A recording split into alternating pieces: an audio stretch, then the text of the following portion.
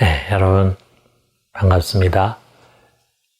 오늘 하루를 시작하면서 이렇게 하나님 말씀을 묵상할 때, 또 기도할 때 성령께서 큰 은혜로 함께 해주시기를 바랍니다. 자, 오늘 우리가 같이 돌아보게 될 말씀은요, 시편 39편 4절에서 7절의 말씀입니다. 여호와여, 나의 종말과 연한이 언제까지인지 알게 하사 내가 나의 연약함을 알게 하소서.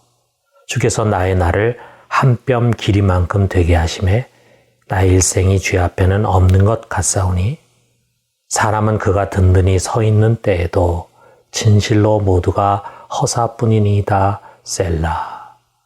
진실로 각 사람은 그림자같이 다니고 헛된 일로 소란하며 재물을 쌓으나 누가 거둘는지 알지 못하나이다. 주여, 이제 내가 무엇을 바라리요? 나의 소망은 주께 있나이다.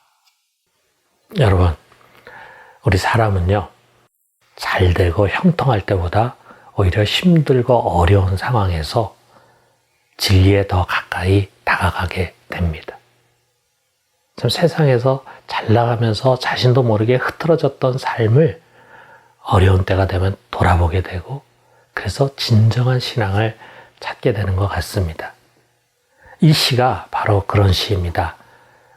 우리가 읽지 않았지만 이 시의 마지막 절을 보면은요, 자신이 떠나 없어지기 전에 자신의 건강을 회복시켜 달라고 간청하고 있습니다. 그것을 봐서 이 시의 저자인 다윗이 아마도 죽을 병에 걸려서 이 시를 쓴 것이 아닌가 생각이 됩니다. 젊고 건강할 때는 언제나 젊고 건강할 것 같았고, 시간과 기회가 많이 있을 것이라고 생각하며 살았는데, 그것은 교만이고 착각이었습니다.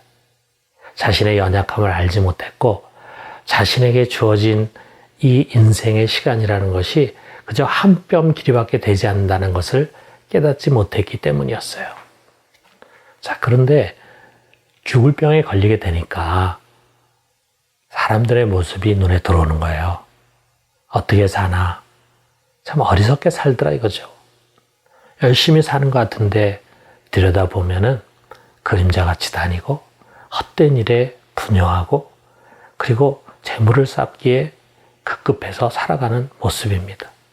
그런데 정작 그렇게 해서 쌓은 재물을 누가 취하는지 알지 못하는 거라 이거죠. 다시 말해서 별로 중요하지 않은 일에 사람들이 매달리면서 자신에게 주어진 그 소중한 시간을 허비하는 어리석은 모습을 보게 된 것입니다. 여러분 어떻습니까? 지금 우리도 그런 모습으로 살아가고 있지 않습니까? 몇 년 전에 있었던 일이에요. 한 50대의 남성이 심장에 갑자기 이상이 와서 한 병원의 응급실로 실려갔습니다. 그래서 그 응급실의 인력들이 총동원이 돼서 이 남자를 놓고 그야말로 심폐소생술을 했어요. 자, 너무 급하다 보니까 그 중에 한 사람이 이 환자의 맨몸을 빨리 드러내게 하기 위해서 그가 입고 있던 양복을 가위로 잘랐습니다. 하지만 안타깝게도 이 남성은 결국 사망하고 말았습니다. 자, 그런데 그 다음날 코미디 같은 일이 일어났어요. 상복을 입은 한 여성이 이 응급실에 나타나서 소리를 지르면서 말합니다. 도대체 누가 내 남편의 양복을 자른 거야? 그게 어떤 양복인 줄 알아? 상상할 수도 없이 비싼 양복이야. 이런 그녀의 모습에 거기 있는 모두가 할 말을 잃고 말았어요. 몇 천만 원짜리인지는 모르겠지만 그 양복이 그녀에게는 남편의 생명보다 귀했나 봅니다. 정말 그러지 않고서야 이런 말과 행동을 할 수 있었겠습니까? 여러분, 뭔가 뒤집어진 삶의 모습을 보게 되지 않습니까?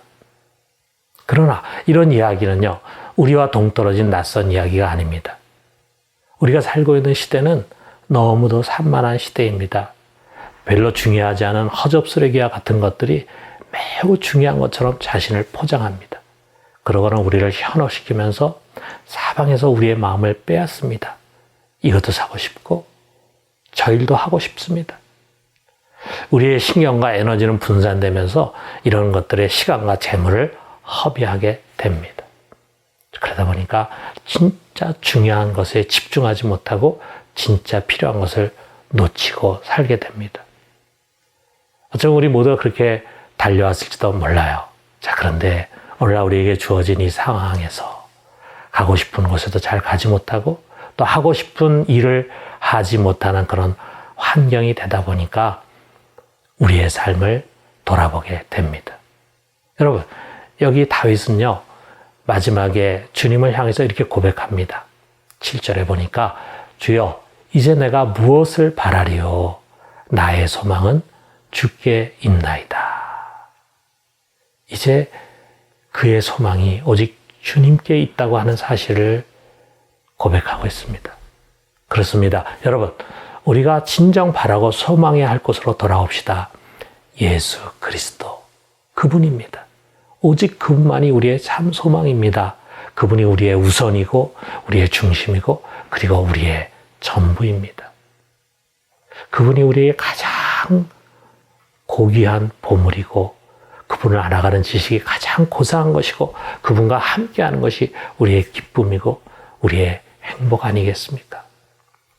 우리의 소망은 그분께 더 다가가서 그분을 더 알아가는 것이고 그분을 점점 더 사랑해서 그분을 닮아가는 것이고 그분을 세상에 자랑해서 그분의 주되심을 선포하는 것이 아니겠습니까?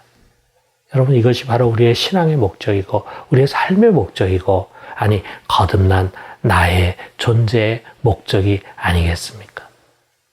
오늘 우리의 참 소망 예수 그리스도, 그분만을 바라보면서 우리 하루를 살도록 합시다. 이 중심에서 흐트러짐이 없는 그런 귀한 하루가 되기를 주의 이름으로 축원합니다. 우리 같이 기도합시다. 자비와 온정의 하나님 아버지, 오늘 주신 말씀을 묵상하면서 우리 자신의 삶을 돌아봅니다. 그동안 헛된 일에 분여하며 삶을 허비하며 살아왔습니다. 주님, 이제 여기서 돌이켜서 오직 우리 주님을 소망하며 가까이 하는 삶이 되게 해 주시옵소서. 오늘 우리가 무엇을 하든 오직 우리 주님을 기쁘시게 하는 삶이 되게 하시고 우리 마음에 항상 주님을 모시고 주님과 동행하는 삶이 되게 해 주시옵소서. 예수 그리스도의 이름으로 기도드립니다. 아멘.